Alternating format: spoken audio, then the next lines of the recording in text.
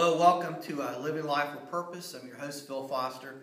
You know, in Philippians chapter 3, verse 13, the Apostle Paul talks about forgetting those things that are behind, and then he talks about moving forward.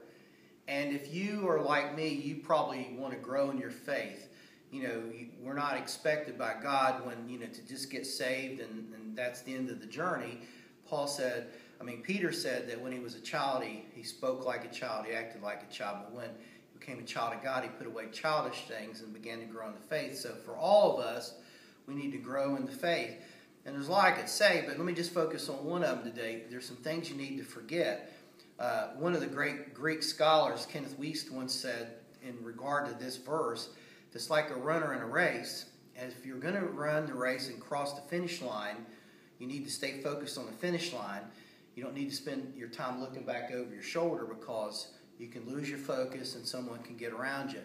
There's two areas, negative and there's a positive area of this. On the negative side, if you want to grow in Christ, it'd be easy to beat yourself up about times in your life when you didn't do what you should have done. Maybe you committed some sin, but you came to Jesus and stood at the foot of the cross and asked for forgiveness.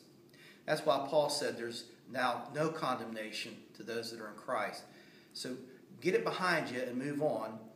But on the other side of that equation, we know there's things that are bad things, but even the good things, if we begin to dwell on them, and that will have our glory days, if I could say that, we forget that God still has more for us. So when you have great things happen, celebrate your victories, but remember, God has more for you. So learn to forget a few things today. I can tell you it'll help you grow in your faith. Till we get together next time, may God bless you, and hey, have a great day.